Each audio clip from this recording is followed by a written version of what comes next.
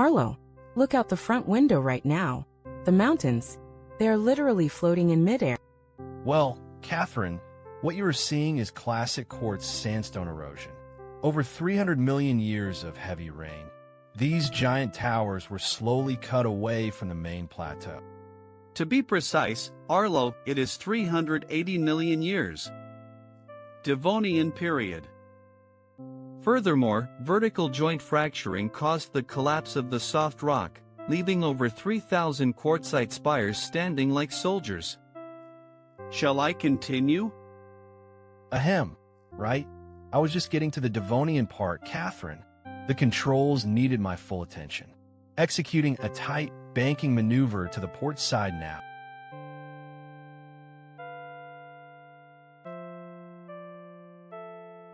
It is so beautiful it almost hurts. Arlo, look at those trees growing straight out of the bare rock. How do they survive without any soil? That is the power of life, Cathrine. The roots wedge deep into the tiny fractures of the quartzite, absorbing nutrients directly from the heavy mountain fog and rain. Indeed. Wan Yangming taught us that the hardest battle is conquering our internal storms. These towers took 380 million years of brutal weather and refused to break. They stood until the valleys fell away, leaving only the radiant giants standing in the light.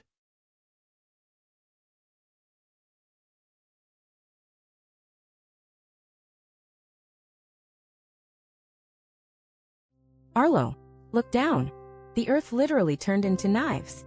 What kind of monster carved these mountains? Aha, Cathrine. No monsters, just classic karst topography. This limestone was pushed up from the ocean floor during the Cretaceous period, roughly 100 million years ago, and carved by tropical rainfall. A valiant effort, Professor Arlo. However, the sedimentation actually began 200 million years ago during the Middle Jurassic period. Dissolution occurred strictly along vertical joints, creating these megatsingy structures. Shall I continue?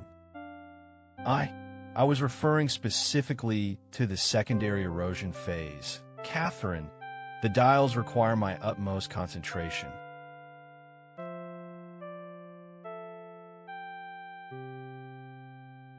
It is absolutely unbelievable.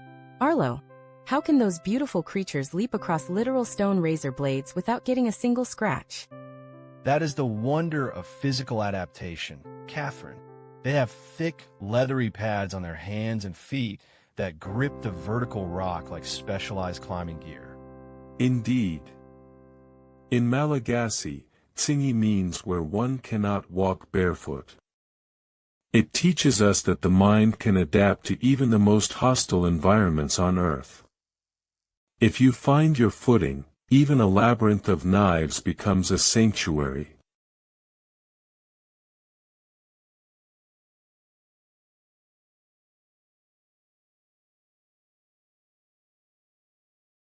Arlo, look down. The desert is literally on fire. Did a meteor crash into the earth? Or did we find a volcano hidden in the sand? Aha, Cathrine. Neither. This is the famous Darvaza crater. It was formed by a geological drilling mishap during the late 20th century, roughly around 1985, when Soviet engineers hit a natural gas cavern. An admirable historical attempt, Professor Arlo. However, to be meticulously precise, the collapse occurred in 1971. Fearing the release of lethal methane gases, scientists intentionally set the pit on fire, predicting it would burn out in a few weeks. It has been roaring continuously for 55 years. Shall I continue? Ahem. I was, referring specifically to the secondary industrial survey phase of 1985. Cathrine, the desert thermal crosswinds required my absolute concentration, initiating a stable orbit above the thermal plume.